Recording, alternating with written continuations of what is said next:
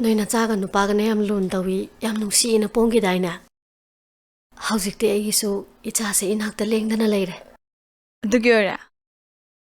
Hen nang se haujik po hongdri. Nang na khangadabadi akoina phangliba asengwa nushibase. Nangi mong se honglaba matamda ta phangba ngamgani.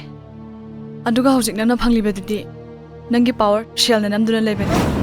Sum losan thamdoi sarukpudi sasat phongdu nang phatro. Adu nanga igasu koinarasi. Nangi do music dira. Kamba nangi lang pore Hana.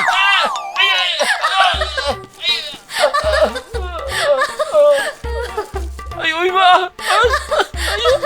Ayo sire. Ai di nupam ta koiroi.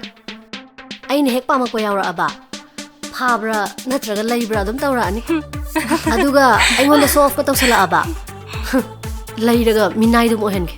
Koise kana no amta khangde. Makhoina aibu phara purine. Aduga pabungsu moina phubiriba.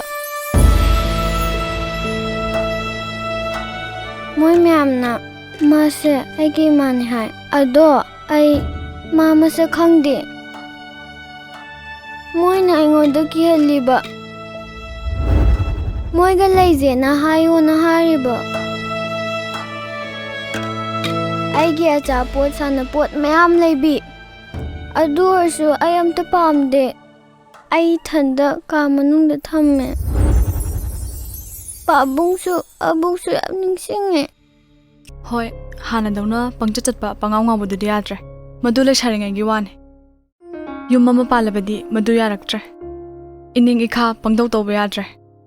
Hoi lefam gi lekai gi makhabadi bole. For example nangi di yai dana. Wakhal kaya khallaba matungda nangi na tenglo bula ine.